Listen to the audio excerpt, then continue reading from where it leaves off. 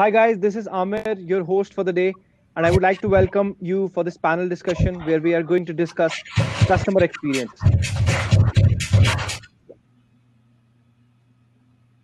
And we are going to discuss customer experience in today's era and beyond. I'm sure we're going to add a lot of value through the arguments, and sometimes we would like to disagree with each other so that we add more value through disagreements here. So I would love to introduce you all to Designhill. So can we have Designhill up on screen?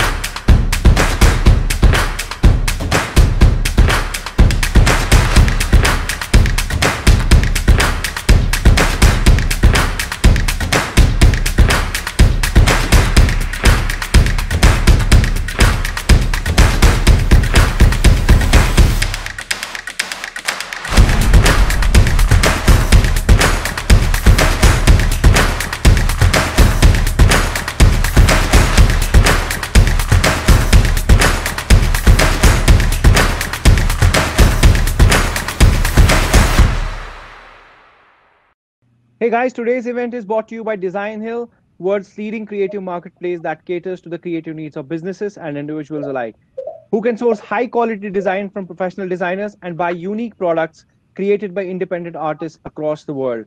I would like to thank our guests, our speakers for today's event, who have taken the time out from their schedules to be present here and help businesses and entrepreneurs with better customer experience. So moving ahead, let me introduce our panelists for today. We have with us Annette Franz, who's the CEO of CX Journey Inc. With almost 30 years in the customer experience field. Annette Franz, CCXP, is an internationally recognized customer experience thought leader, coach, keynote speaker, and author of Customer Understanding: 3 Ways to Put the Customer in Customer Experience and at the Heart of Your Business. She's also the 2020 CXPA Board Chair. Hello, everyone, and thanks for having me. This is going to be a great session. Looking forward to it. So we have with us Colin Shaw, who's the founder and CEO of Beyond Philosophy, LLC, who helps organizations grow by identifying hidden, unmet needs. The Financial Times selected Beyond Philosophy, LLC as one of the best management consultancies for the last 2 years. He has written 7 best-selling books on customer-driven growth. Colin is a commentator on CNN, BBC TV, NPR, LBC, and many other publications and media. Hi, everybody.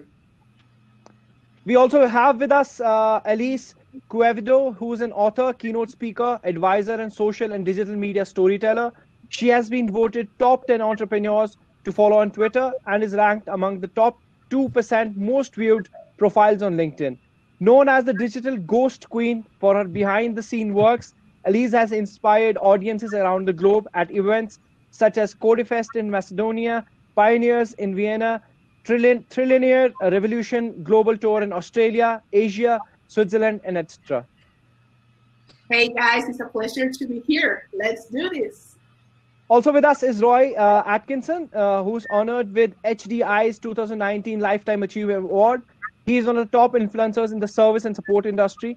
His blogs, presentations, research reports, white papers, keynotes, and webinars have gained him an international reputation. In his role as a group principal analyst, he acts as an in-house subject expert for HDI and ICMI, bringing his years of experience to the community. In addition to many other lists, he was named one of the top 50 customer service experts of the decade 2010 to 2020 by Nextiva in May 2020. Everybody, nice to be here. So finally, we have with us Shep Hyken. He's the CAO, Chief Amazement Officer of Shepherd Presentations. As a customer experience service expert and keynote speaker, Shep works with companies who want to build loyal customer relationship with their customers and employees. And he's a Hall of Fame speaker, National Speakers Association, and a New York Times and Wall Street Journal best-selling author. Welcome, Shep. Hey, it's great, and I promise to disagree with all of you. It's just disagreement. There we go. I disagree with the order that you put us in. There's always one troublemaker in the bunch, right? So thank you so much, guys, for taking out your time and joining us for this panel discussion. So before we start, let's take a quick look at what Designhill is all about and the kind of services we provide to our business owners. Need to get your parents off your back? Head to the world's #1 creative marketplace, Designhill. When I started my photography business, I needed something that said, this was more than just a hobby. It's not a hobby, Mom. That's why I went to Designhill and got an amazing logo, super fast, at a price I could afford. The process was easy using Designhill's logo maker. Just enter the name of your business, then pick out a number of designs that inspire you. I'll pick this one and that one looks cute. Then pick your colors or let the system decide. Add some more info like a slogan, the industry your business is in, and your budget. The logo maker, using machine learning and artificial intelligence, will design thousands of logo variants that you can choose from and adapt. In fact, I was able to get everything from business cards to t-shirt design and complete social media kit, all with the click of a button. With that, I'm all set. Now everyone I meet knows I'm a legit photographer. Even my mom. It's real. That's decaf. Let the world know it's real and build your brand with Designhill. All right, guys, I think you can hear me right? Yep. Yes. Yes. Okay. So let me start with Shep because he was pretty much not happy with how we... I was joking. I'm pleased So about let's that start because with it means Shep. we can disagree with him. So they say the sure. squeaky wheel gets the oil. Yeah. Right? We're gonna That's how it works. So I'm not going to give him a chance to disagree with you because I'm going to take his opinion first. So Shep, companies are being valued over the period of time on their financial assets, their operational capabilities. And lately, we saw that companies are also being valued on their brand value.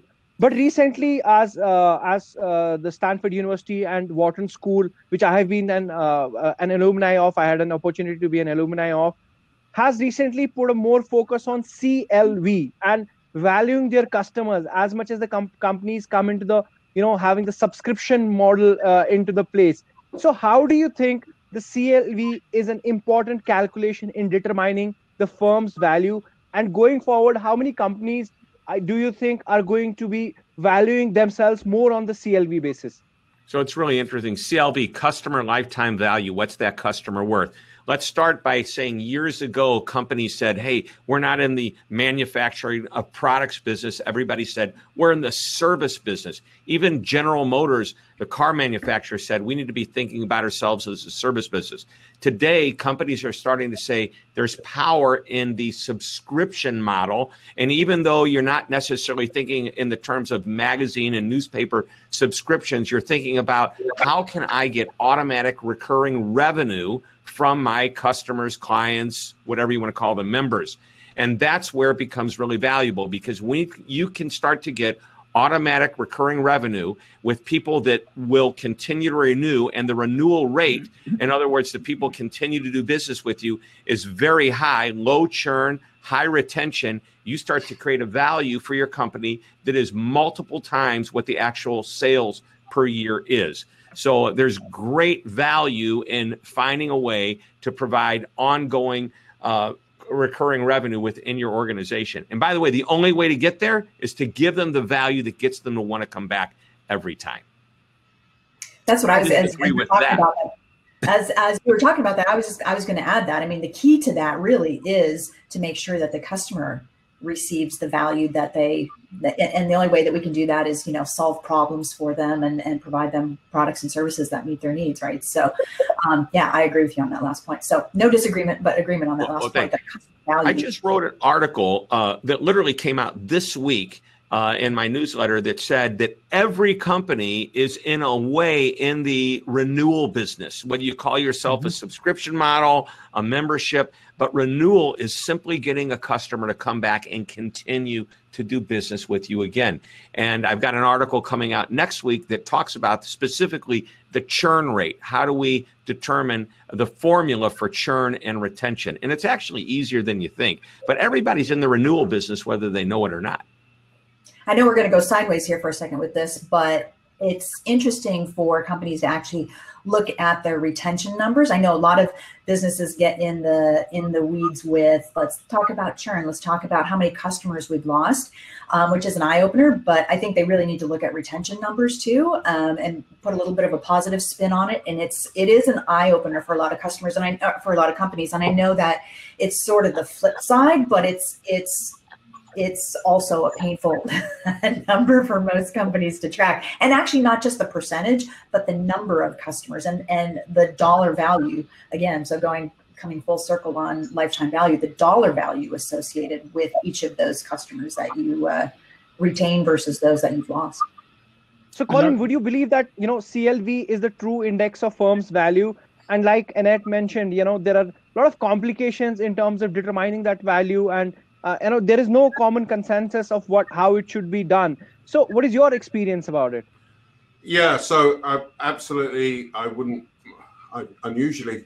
disagree with anything that Shep or Annette has said. I'm only joking. But I guess I would add to it by saying, so two observations. One is, as we're going through this period of time in our history, how many organizations are going to start cutting back on customer experience and customer service and support? And the answer is too many, okay?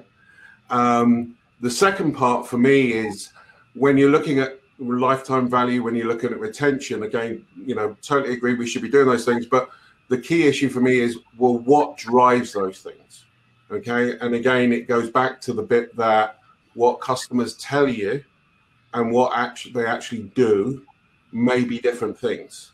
So you have to look under the hood of these things. So definitely, I think it's an important number. Definitely, too many organizations are gonna retrench in this period.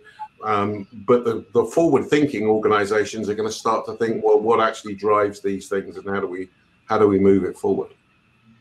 Okay, so Elise, when you talk to the entrepreneurs, I mean, how do you make them understand to value their firms and value their customers and their long-term benefits in terms of determining the CLV and serving customers on the basis of CLV?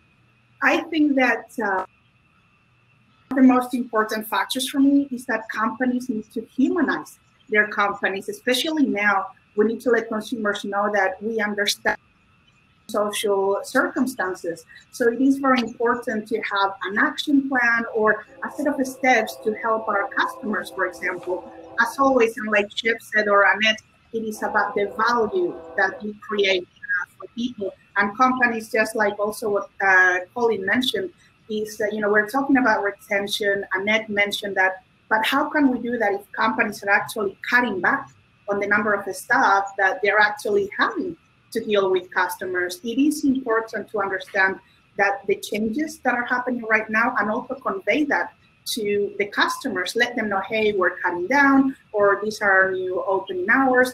Be open and let people know the plans of what is happening now. I think that this is important to continue having customers coming back.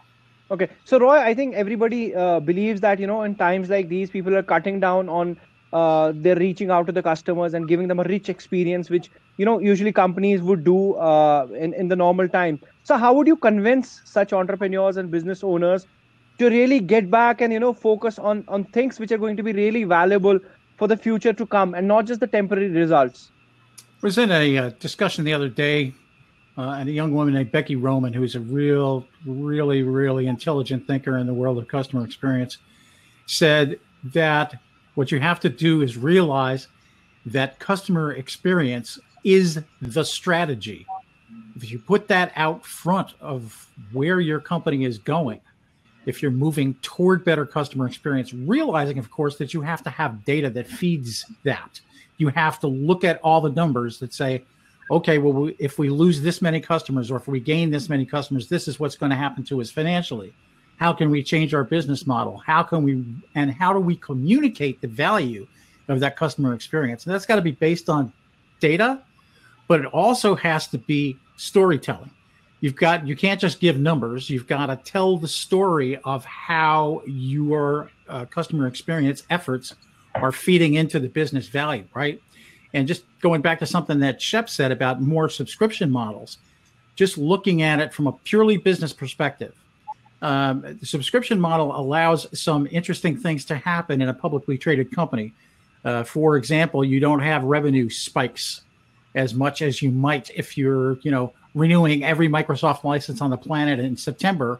Of course, Microsoft's revenue is going to go up if they have a subscription model, which they now do with Office 365.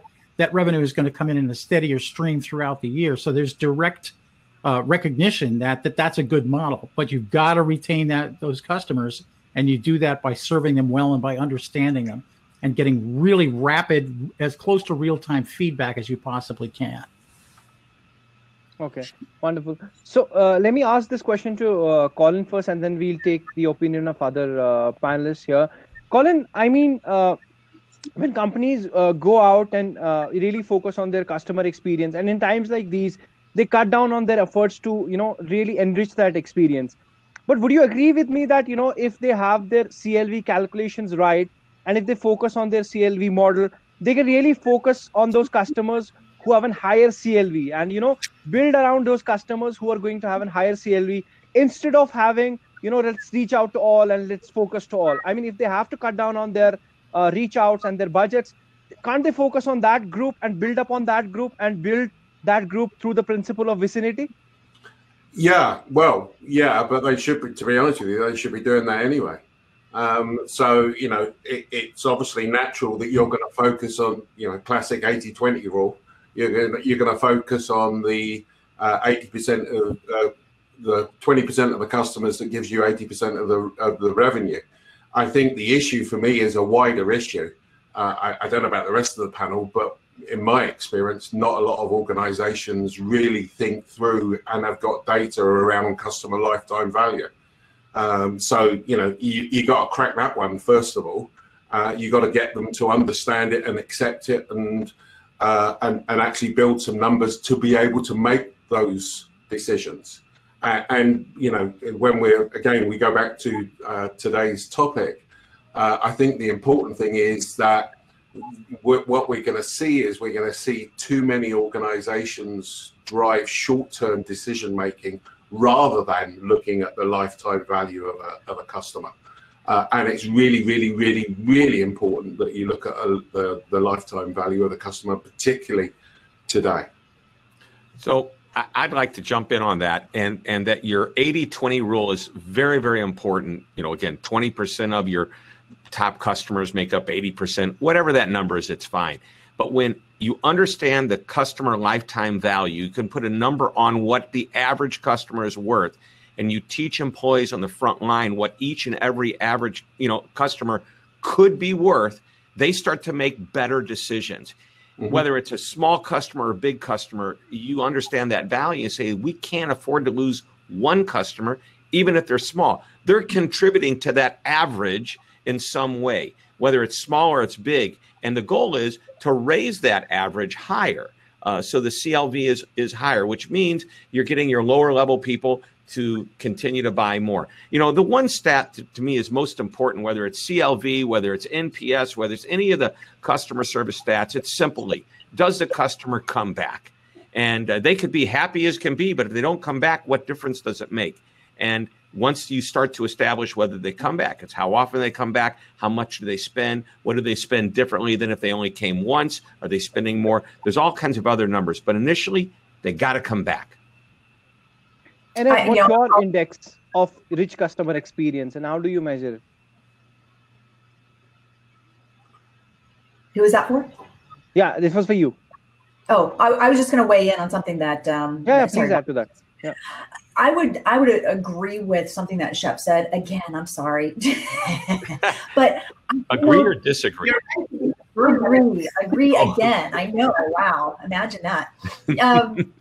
Don't ignore your small customers, right? I'm working with a client right now where they have been using that 80-20 rule. But the interesting thing about the small customers is that they're just getting started. There's a clear path for existing sort of medium-sized customers now that were small customers, right? Just because they're spending $10,000 a year this year, maybe they're in a place where their business is growing and they're going to be spending 100,000, a couple 100,000, or in the course or in the scenario with this client. That's a lot of money, right? So don't ignore the small customers, because A, they vote with their feet and their wallets. They're going to walk if you don't take care of them. B, they're still out there talking about your brand. You know what? If they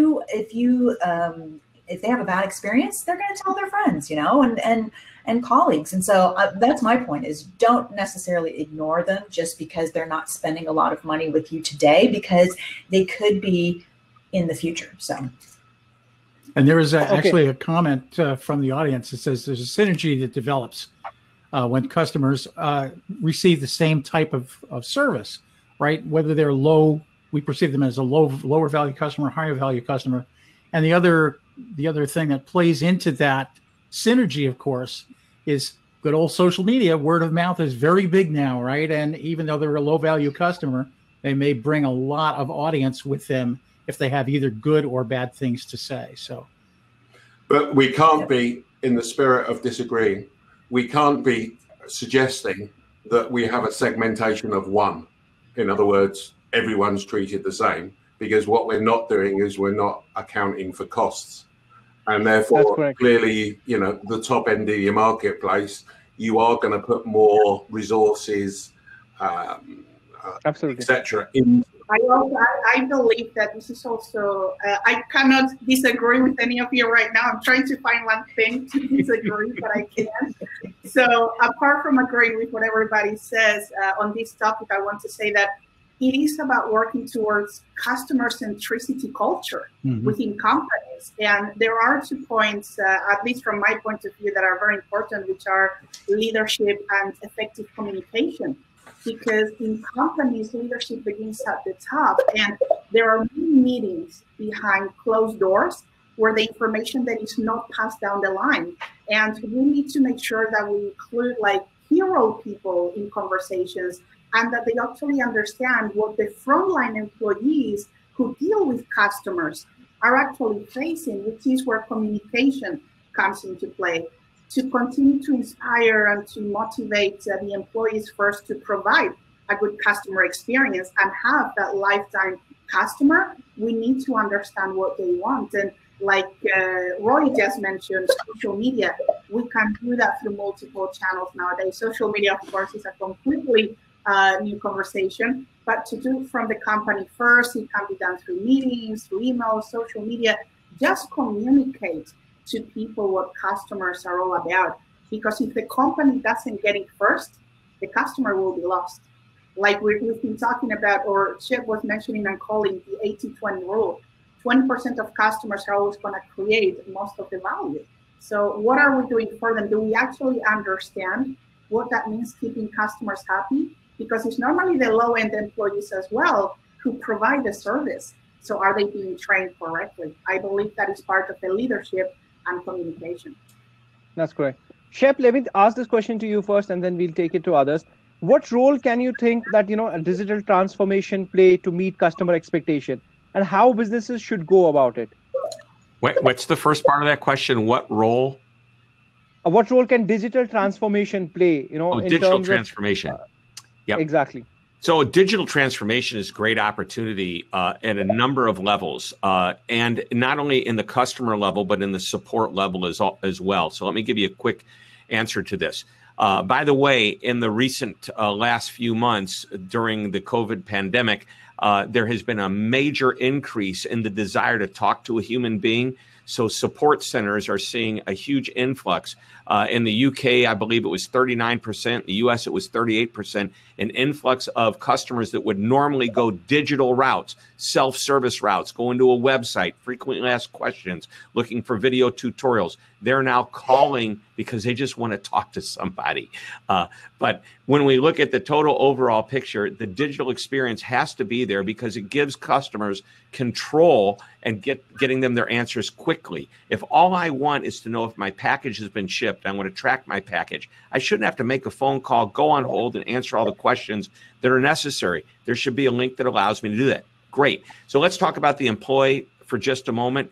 Digitally, artificial intelligence can support a customer service rep incredibly well, because when a customer calls in, the machine can recognize who that customer is, past buying patterns, the history, and you know what else? They can match up that customer to potentially, depending on the type of company you have, literally dozens or even thousands of customers. And then what happens is the artificial intelligence machine can say, hey, this is what the customer, who the customer is like, and this is probably the next question they're going to ask. This is the next product that you should be telling them about. So there's so much benefit to the digital experience on the employee side as well. I love what Shep said, because artificial intelligence, it is a huge part of digital transformation. And follow up on what you said in regards to phone calls. Let's think about when you do a live chat now, whether it's a T-Mobile or a Verizon or any kind of service. Back in the day, we used to have the one sentence like your number X in the queue, or we apologize for the wait.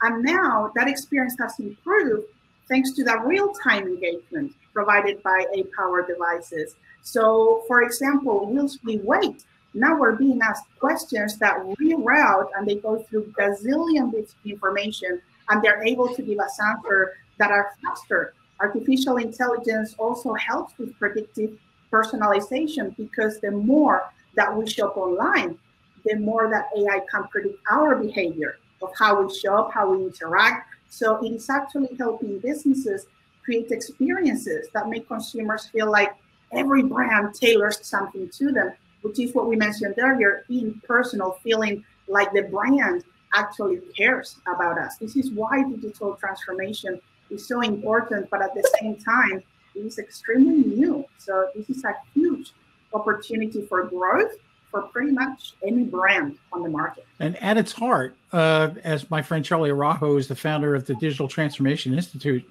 says, digital transformation is really the shift of power, if you will, from an organization which used to hold all the strings in terms of what customers had access to and what they would see on the outside, transforming that to shift the power to the customer. Now the customer, through an app or through the website or through whatever mechanisms you set up, has tremendous power in being able to compare products, look for alternatives, keep your price down by shopping extensively through digital platforms, et cetera, et cetera.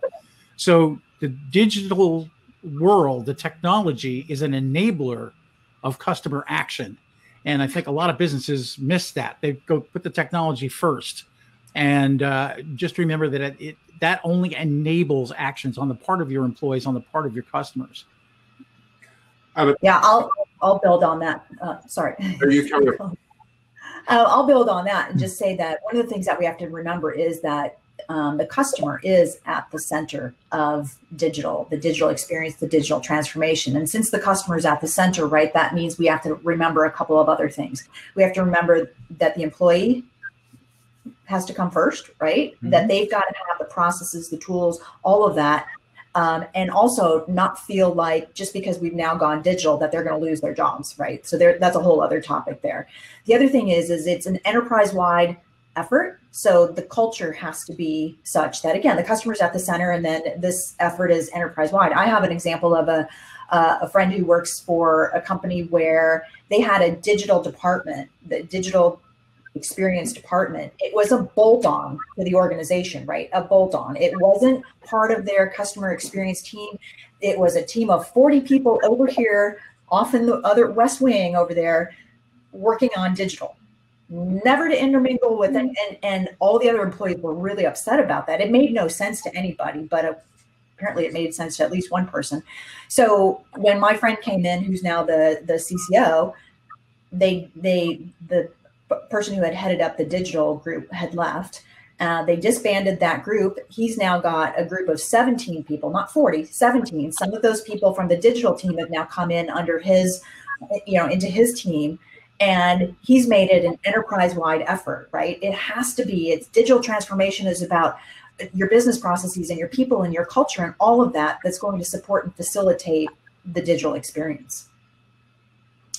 And the only thing I would add would be, again, if we take a picture of where we are today, okay, with all of the pandemic throughout the world, COVID is effectively an accelerant. So COVID is now accelerating everything. So what would normally been happening in 3 years is happening in 3 months. Digital is a massive platform for that. And certainly with all the clients that we've been advising, what they've realized is that their digital transformations haven't actually gone that well and are not actually that robust. And what they are now seeing is that they've got to put a great deal more effort into enhancing that digital transformation. So I think it's virtually that what we've seen has been sort of digital transformation 1.0, and now people are recognizing they've got to move much further ahead with it. And we're only at the foothills of that integration with AI and understanding customer behavior as well. So I think all of those things are going to play into where we go from here. Yeah, and I don't think it's that there's anything brand new and innovative in the last 3 months. It's just we've been pushed into 3 to 5 years into the future. So everything that we're doing that's a little different right now is really where we would be in a few years. And that's, to Colin's point, the accelerant. And I love that. And yes, innovation will continue. There will be improvements in artificial intelligence, in digital channels. I had a great opportunity over the past month to talk to about 60 to 70 people who run contact centers. And it's amazing what they have been forced to do. And their version of what digital is today in support of the customer is far different than it was just 3 or 4 months ago. One of these folks had 60,000 employees working in 62 call centers across the world. And about 12% of those people were already working at home. Well, within 1 week, 100% of them were working from home. And the experiences that they provided for the customers, it was like an incredible transformation. And what's happening as they come out is, yes, they're going to shut down some of the actual physical call centers. They're not going to lose any employees. They're just going to streamline their operation. They're going to go into the more of the digital era and to the remote workforce era. And it just feeding off that, we had some annual research that we do around staffing and plans for staffing in support centers. And one of the questions we ask is about working from home. And our 2019 research said that 32% of support centers had no plans to introduce work from home for 2020. Surprise. You know, that is pretty close to 100% now that people, at least most people, were working from home. And are they going to go back to working in the support centers, or are they going to stay or keep their people working from home is the big question today. And that is a huge question. And I think it bears a little exploration. It's not directly relevant to this conversation maybe, but there's so much talk about employee experience. Not everybody's experience in working from home is the same. It's for some folks, it's really, really difficult. And it's not, I mean, it would seem to make sense that the more people you have working from home, the better, but it's not always the case and not everybody's suited to it. So that's a big discussion, but yeah, it's going to be some sorting out when the current situations are over. I agree that education is going to be very important here, because if people, most of us, the ones that are here today, we're used to working from home. We're used to working from pretty much a laptop from anywhere in the world, a coffee shop, our home office. And many of the people that have been forced into this situation do not have the structure. They don't know how to break their day. So I think companies need to also understand, to provide a good customer service, if you're working from home, you need to provide a better education on what the new expectations are. So it goes to go that not just the customer is important here, but how do we keep the employees motivated to work from home? Because yes, a lot of companies are going to shut down their offices and are going to be working from home. So I could name 4 clients who have been testing with their employees whether they want to continue to work from home. And in all 4 cases, 70% of the employees have said they want to carry on working from home.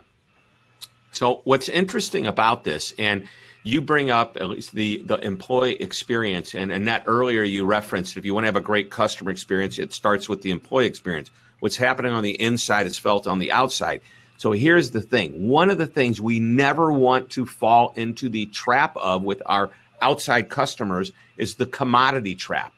We constantly want to differentiate ourselves, and we may not be able to do it through product. We do it through service and experience.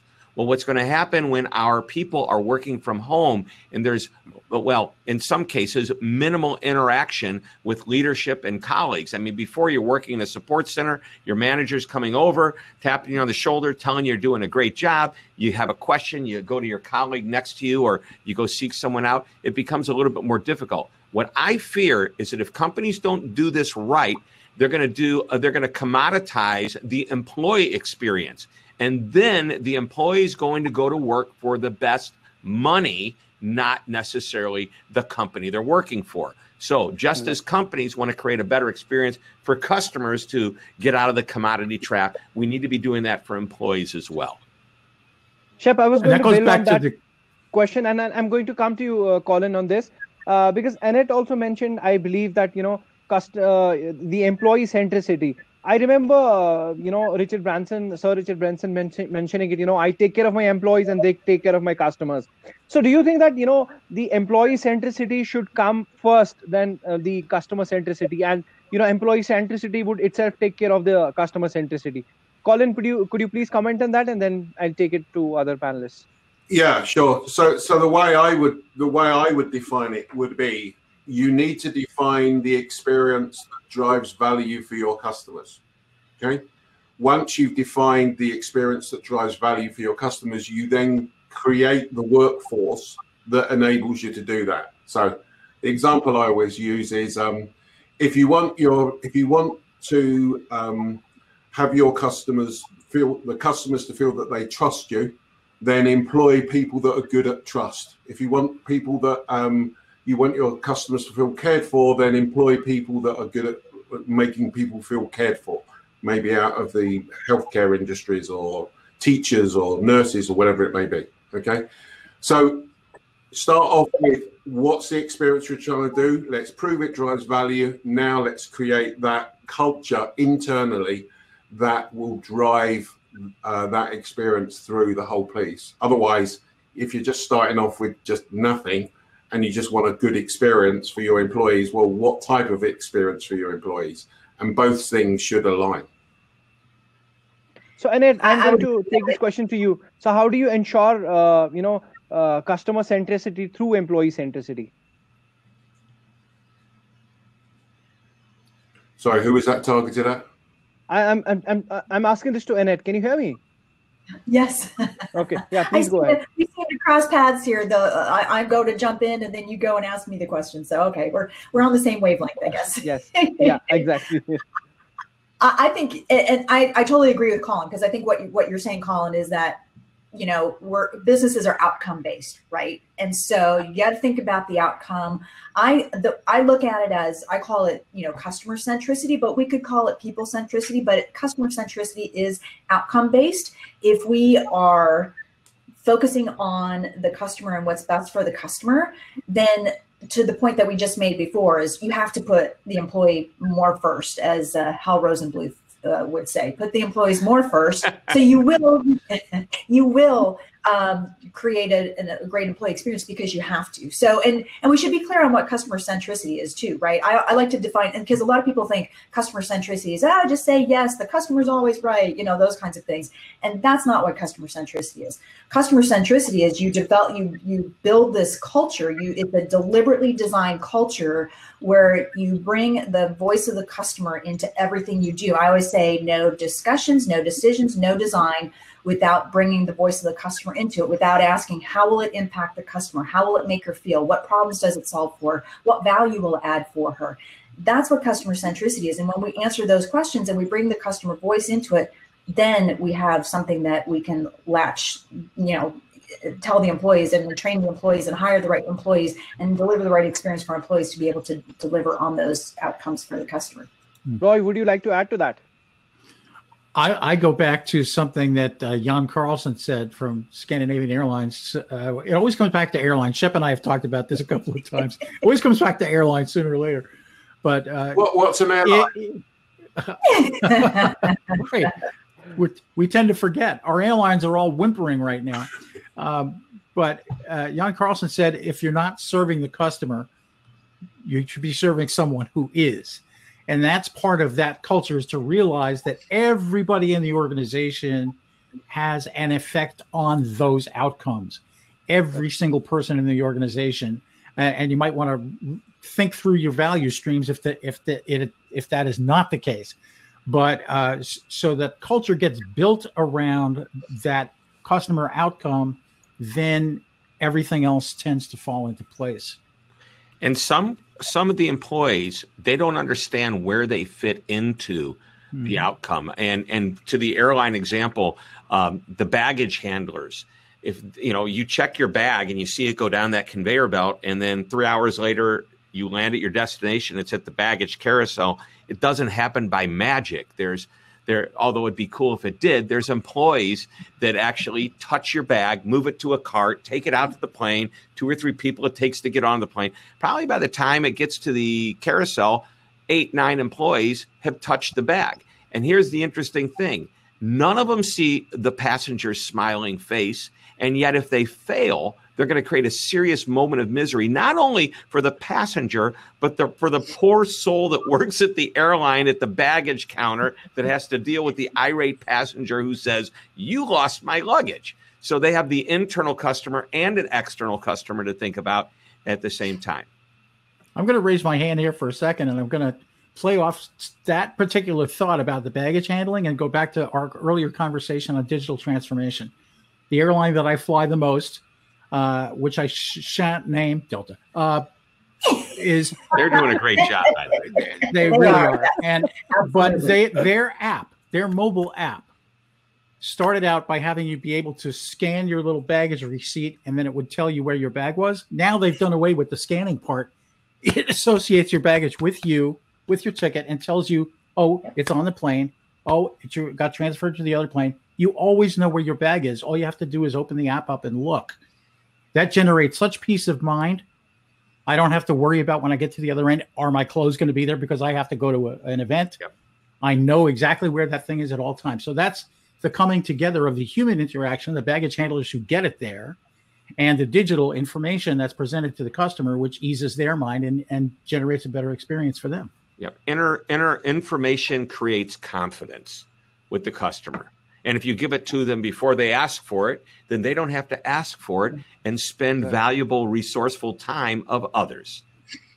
Elisa, would you like to add to that before we take a short break of 5 minutes? Yeah, I would like to mention something that Annette mentioned earlier, which was, we're kind of past a little bit in regards that, customer is first and all of this.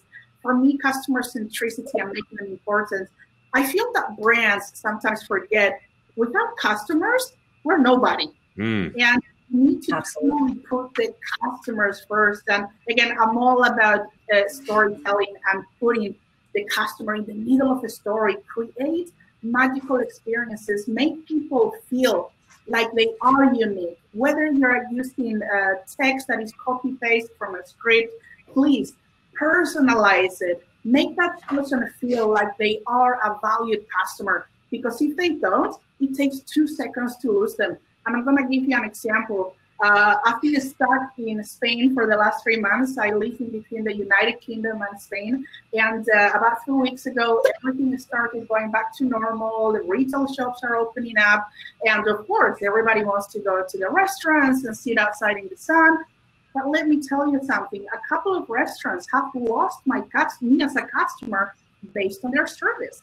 More than ever right now, we are heading to a time of having more compassion for customers, because customers, even us, we are customers ourselves. Everyone has faced a lot of uncertainty. And then you have people serving you who don't care.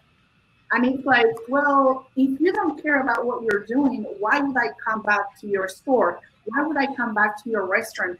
And as always, it comes down back to, if your employees are not happy, how on earth can you expect your customers to be first? It's a little bit like the chicken and the egg. What comes first? The customer comes first, or the employee comes first? I feel that it's definitely a 50-50, because without one, you don't have the other. If you have a lot of customers, but nobody to serve them right, they will walk away. And if you have a lot of employees that are, I'm trying to be polite here.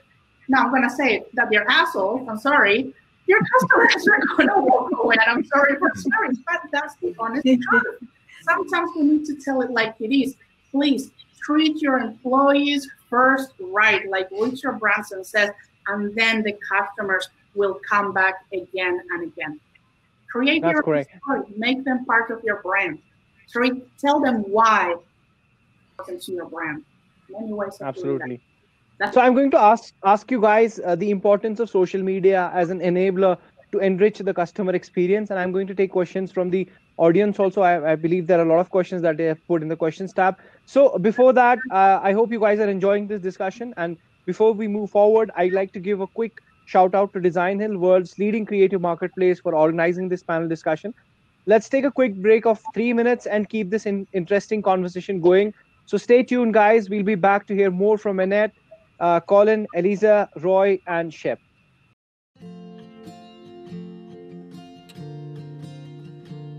I've always been creative and always been an artist. As a young girl, I used to paint rocks and I used to sell them for $0.25 on the street.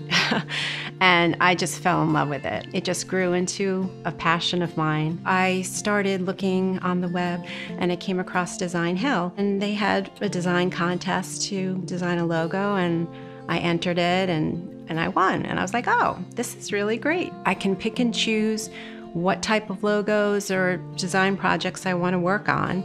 And it allows me to be creative, keep my hands, with my tools and working. So it's kind of nice. It's really easy to use. You can scroll through the projects and there's sections that you could go by. It's really easy. There's a few clients who have come back to use the one-on-one projects. There's one client in particular, she owns a vintage shop, and I designed her logo, and she came back. She needed a design for a flyer, and she really liked the illustrations that I did for her, so she came back a couple of times with projects. I would recommend it, especially if you're a designer that's starting out and you want to learn from other designers, seasoned designers. It's a place to keep in the game and keep using your tools. It makes me feel great, and it kind of confirms that I should be doing this. And I love to see logos that I've designed out, and proud of that. And I think that the clients are so happy that their logo represents what they do and makes them look good. It's a collaboration. It's good for me, and it's definitely good for them.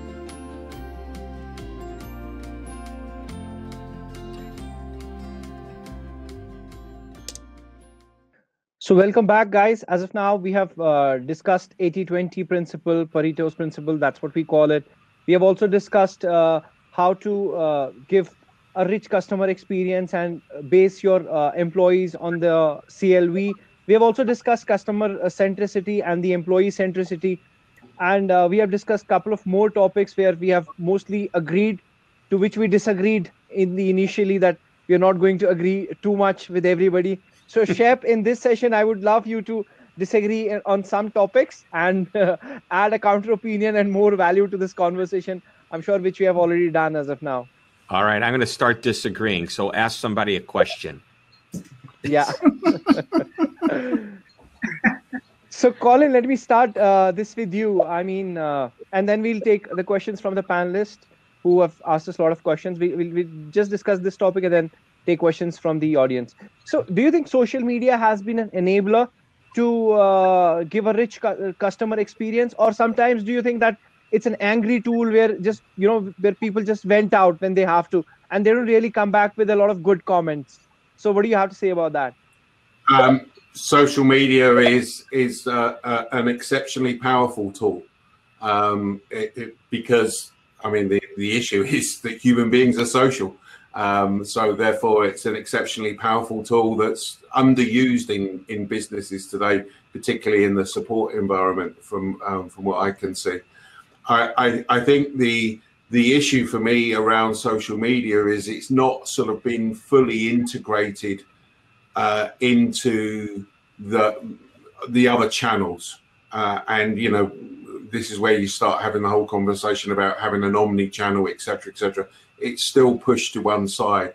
But the great thing about social media is that you can start to understand more directly and quickly how the customer is feeling. And from a customer's perspective, they can apply pressure on the organization to highlight things that are wrong, which again, I think is good because that provides real-time feedback to the organizations to make those changes. And as we know, some organizations respond a lot better than others. So I have to disagree. With that, I'll let Shep disagree. I don't know what I'm disagreeing to, but you want me to disagree, so I'll disagree. No, everything Colin says is fine, but let's talk about what social media is. It's simply a tool, and we need, as a brand, to be present on social media. We need to be listening. But here's a hard fact you're going to be surprised at, and we just did a study less than 2 weeks ago with over 1,000 consumers in North America and determined an amazing stat. I thought it would be much higher, but when we asked how many of you have ever left a comment or a review in social media, that was the first question, less than 8% of them said they had. Consumers of all ages, ethnicity, geography, and then how many were positive reviews, how many were negative, or did you leave both? And obviously those numbers get even smaller, but I'm surprised that it isn't more because people made such a big deal out of social media. What customers do appreciate, however, is when they go to an online site or when they're doing their research about a product, even if it's on your website, they like to see reviews because it helps them make decisions. Not just a scale of 1 to 5 with a number, but what's driving that number? Why did the customer love you? Why did they not like you? And if they didn't like you, what did the company do about it? My buddy Jay Bear, who some of you are good friends with, Jay Bear says social media makes customer service a spectator sport, which allows the rest of the world to see how a company is going to handle somebody that isn't happy. Correct, I agree. And I remember back in the day when it was Capital One and then MasterCard amongst the first two brands that came onto the social verse and started using the platforms of customer service. They started on Twitter, and now people are more likely to complain over a tweet than they are over email. So not only is it good as an spectator sport, as Shep actually say, but also to get that feedback. How do we actually reply? So what brands are doing that with social is putting, saying, okay, we are live in between 9 a.m. and 5 p.m., for example. So it is important to pay attention. Either don't have social at all, or if you are going to have social media as part of your brand strategy, then please have people that are checking those accounts on a daily basis. I think something really bad is having them and not doing anything and then allowing customers to just talk and get angry because you're not answering. Annette, would you like to add to that? Yeah. Yeah, there we go. Again. We did it again. Oh my gosh. I think you said it well. Annette, your turn. Disagree. Thanks, Shep. I'm a little bit gonna disagree because I think we tend to make the simplest things so darn complex. Whoever asks, social media's been around for 10 years? I don't know. I've lost track. This week was 10 years, right? So maybe it's been 100 years now. But we do. It's just another communication channel. We don't ask, how do we make sure our customers have a great experience on the phone? Who asks that anymore, right? So why do we make something simple complex? Be there, be responsive, answer questions, and yeah, that's my disagreement. Uh-oh, we lost Roy. Yeah. We disagreed with Roy so much we kicked him out of the panel. No. I'm sure he's going to come back. So meanwhile, I'll ask this question to Colin. This question is from Norma Williams. And the question is, I'm an airline cabin crew instructor. How can I coach create good customer experience on board? They currently wear full PPEs and are not allowed to have any interaction with the passengers on board. So there was an interesting word in the question, which is good customer experience. So the first thing for me would be to define what that actually means, okay? The second thing, again, I think this comes back to where we are today, all right? So, you know, COVID is really interesting because you got people that are in one sort of segment who are really, really scared of it. And then you got people in another segment who think it's all media hype and everything else, okay? The point I'm trying to make is that on the plane, you're going to have a lot of different people. So it's about trying to be empathetic would be the key word I'd use, and try to understand how that person is feeling. Because if they're extremely nervous, they'll actually welcome all the PPE that you're wearing. If they're the opposite end, then they won't. And therefore, you know, you may want to change how you behave to those different groups of people if you can identify them.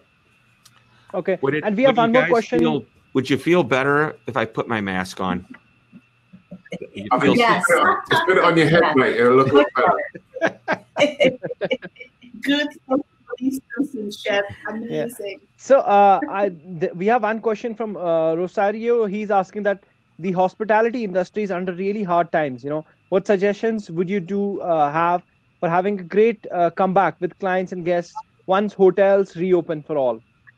I'm going to ask this to Elise and then the other questions. Okay. I think here, especially now, this comes to letting customers know about the new safety measures, making them feel welcome, that there is a new normal here. And right now, we need, I mentioned it earlier, we're heading to a time of more compassion. So please have patience with the new people coming back. Use positive language, understand what your customer has gone through, and ask them what their expectations are. What would their customer experience to be? Because you know your product, your hotel, you know it inside and out, but we need to learn to be flexible right now. So Shep, it's time to make money, because fans is asking, what are the biggest, what are the best tools, you know? Eric is asking this. What are some of the best technology platforms that you would recommend to help small businesses through CRM? Wow. Well, CRM, just the fact, I'm going to remain brand agnostic and not mention specific companies. I think that's, but I think, hey, as far as the first tool that they should consider is Designhill. Why not? No, I just had to throw that. But as far as CRM goes, anytime that you can track your customers, keep a list, segment that list into different buckets of what the customers enjoy. You know, Nike's a large brand, but what they've done so well in what they call their membership program or their loyalty program, whatever you call it, it's not about getting points. It's about getting information to the customers, and they get the right information to the customers because they've segmented them properly. So a good CRM is very, very important. A good distribution tool. And by the way, some CRMs have the ability to distribute information via content like newsletters, blogs, whatever, sent to people. I think that's important to have. By the way, if you're going to have a website, and you know you do, make it so easy for the customer to use. Go and look at it. I just read a great article. I don't know who wrote it. I'm going to, because I'm probably going to use it in my top 5. But he said, does it pass the mom test? And it's not all moms, it's his mom, because his mom's basically has difficulty navigating around websites. And if you can get her to use your website, you've won. So what are you doing with the tools to make it easy? And so those are the types of technologies you need to be thinking about. Intuitive for the customer, easy to use for you, what gets the best information to the customer. Okay. I just want to say I'm stressed out for you because I know you had a hard stop 2 minutes ago. So. I know. I knocked on the door and I asked for an extra 5 minutes, but thank you. So you got 3 or 4 minutes. You know, they can wait. Okay. So Roy, I'm going to ask this question to you. The Canal Garage is asking that how to reduce the churn rate. Keep the customer experience great. Make it easy. I mean, customer effort is a huge motivator. If it's, as Shep was just saying, if it's really easy for me to do things to interact with you, to buy your product, to get your product, to get it serviced, to ask questions. If it's easy to do all of that, I'm going to be much more likely to stick with you over time. So, Colin, yeah, please, Annette, add to that. Sorry, I would just add, it goes back to, like, that's a big, big, big question, right? I mean, that's sort of like everything we've been talking about and then some. You've got to have that customer-centric culture in place. You've got to listen to your customers, and you've got to understand your customers, who they are, what their pain points are, problems they're trying to solve, so you can design an experience for them. You've got to have the right employee experience in place and train employees on what a great experience means and how we're going to keep, our customers and keep them happy, right? There's a whole host of things that have to be done to reduce churn. So just going to say there has to be this foundation in place to ensure that everybody, along the way does the right thing. Colin, the challenge with, measuring the churn rate and, maintaining it, and in fact, reducing it over the period of time, it's relatively easy in terms of subscription model businesses where that, that your customer has left. How does people do it in a settings which are not subscription based? Majorly for the small businesses for whom we are talking here today and for whom this all panel discussion is about. How do they do it? Let's talk about restaurants, the saloons. How do they know that, the customer is not coming back? The particular customer is not coming back. At the moment, they do it badly because they don't know. And all they ever see is the numbers going down. And then they suddenly go, hold on, didn't we have a lot more customers in last week? So I think that's about, therefore, you talk about CRM, therefore starting to gather that information about your customer base and being able to understand who they are. To stop churn, if you go back to where we are today, okay, behavior is the key thing. Customer behavior is the key thing. There's a big difference between what customers tell you and what they do, okay? Is everything okay? Absolutely, everything's all right. That's fine. That's a really nice meal. Never going back there again. Walk out the door. Yeah, that's fine. Yeah, was it good? Yeah, you know what? I can't be bothered to tell you what the reasons are. You've got to get under the skin of what they're doing and that behavior to define what churn is and what the real reason for churn is. We're going to be getting a lot of people over the next year saying that they can't afford this and they can't afford that. And that will undoubtedly be the case in some circumstances. But it will also undoubtedly be the case that it is an excuse, that the real reason that they're leaving you, they don't want to articulate. And you've got to try to find that out to make sure that you can fix that thing to help you get the churn. Right. Okay. I'm going to have to run in a moment. Oh, go ahead. And then I have a final comment on Colin's point, but then I'm going to have to run. Please go ahead. Yeah, mine is just a very quick one. Always remember, because we're all customers first, whenever you're doing your service, would you come back to yourself? It's the best way to know if you're providing a good service. Whatever you're doing, would you be happy if you were providing that service yourself? I love that. That is a great question. And another way I phrase it is, it's everybody's focusing on the lifetime, and we talked about lifetime value. So I'm going to bring this all kind of full circle. It's not about a lifetime. It's about the next time. To Colin's point, we want people to come back the next time. That's the behavior. That's the measurement you want. Does the customer come back? They can tell you we were happy, and maybe they were, maybe they weren't. But if they don't come back, what difference does it make if they were happy, right? And so I just want to end by saying when you ask them, how is everything? And if it's in person and they go, it's fine, fine does not mean fine. If fine were an acronym, F would stand for a fake smile. It's fine. And I would be insincere feedback because it is a fake smile. N is I'm never coming back. And E is it's emotionless. I may be smiling up here, but on the inside, you're dead to me.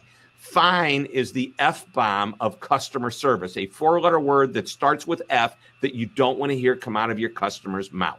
So, anybody want to disagree? In a relationship too, when your wife says everything is I know when your wife, it's personal relationships, business relationships.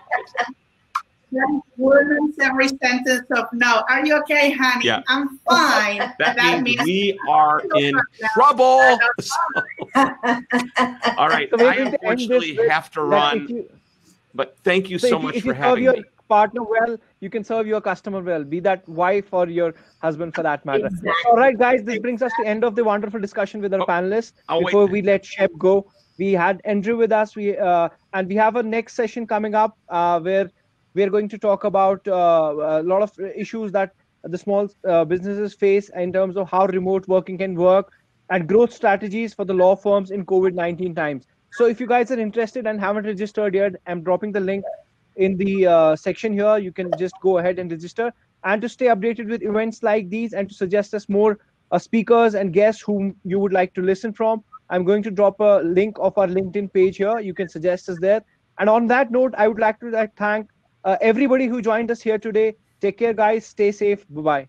Thanks a lot. Bye-bye. Thank you. Thank you all.